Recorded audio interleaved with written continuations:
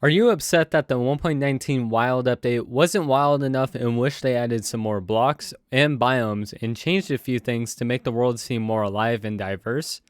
Well, the Wilder Wild update is a fantastic mod that brings a lot of blocks, mobs, and biome changes to Minecraft 1.19. Things that should have been added to the update but weren't, as Mojang just didn't add them either because of corporate reasons or they just didn't want to add them. But this mod gives us more to the wild update and makes it more wild than just a mild update. First, this mod, which by the way is only a single mod and not multiple mods, adds new biomes such as cypress wetlands, which are home to frogs, cows, chickens, and pigs. However, no sheep will spawn in the biome. These wetlands are a biome that closely resembles a swamp with plenty of water, but the trees are tall and tightly packed together. Another biome added is the mixed forest, which combines regular forests and taigas together and has coarse dirt running through the biome.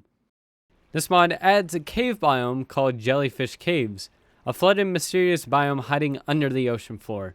This biome is home to two pearlescent jellyfish and Nematocyst and Mesoglea. These two blocks are very aesthetically pleasing and give off a little glow in the dark. They also kind of act like soul sand, making your movements a little slower, and they kind of sound like slime. The mod also reintroduces beta beaches, like this. This is from a mod called Modern Beta. I have a video on it as well if you want to go check that out.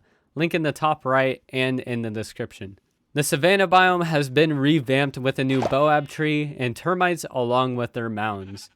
Boab trees require a 4x4 area of boab saplings in order to grow, unlike the max 2x2 for jungle saplings, spruce saplings, or dark oak saplings.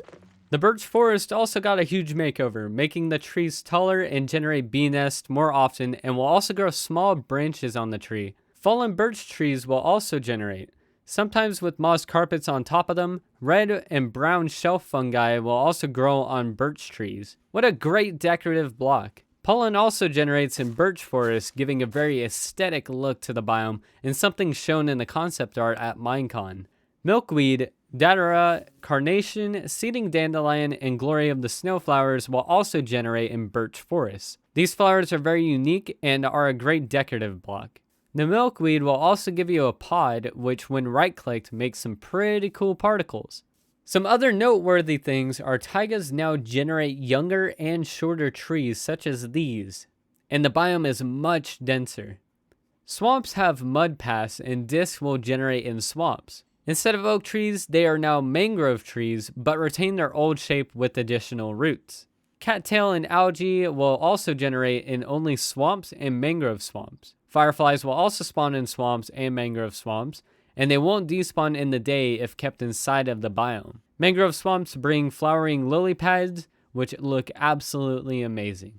Speaking of fireflies, they will also now spawn in jungles, and moss paths will litter the jungle biomes as well, adding a little extra bit to the much needed updated biome. There are a lot of new blocks such as hollowed logs found in the wild. Pollen litters many biomes, specifically the birch forest. It is placed like skulk veins or glow lichen, but will create yellow particles like a spore blossom. Pollen can also be obtained by using shears. In the overworld, there is a new structure underground, abandoned cabins. Find one of these small rooms and you'll find some loot with it in stone chests and barrels. Down in the deep dark, there are a few new blocks too, such as Hanging Tendril, which generates below skulk blocks and will hold skulk charges, which also releases XP when broken. Osseous Skulk will generate above and below skulk blocks and grows into columns and pillars. There is now skulk walls, stairs, and slabs. Just a little bit of extra decoration. And finally, Echo Glass, capable of blocking the Warden's sonic boom, but the glass will crack and break after 3 attacks. When it breaks, it will drop into its fully broken state, such as a super damaged anvil will. However, putting Echo Glass in the dark will heal it, but if you put it out in the light, it will begin to crack. There are a few new items in this mod, such as the Ancient Horn, which is made using ancient horn fragments which are only found in ancient cities and are extremely rare.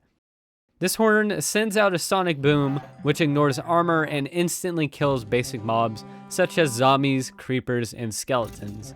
The boom will also go through blocks such as glass, leaves, and skulk.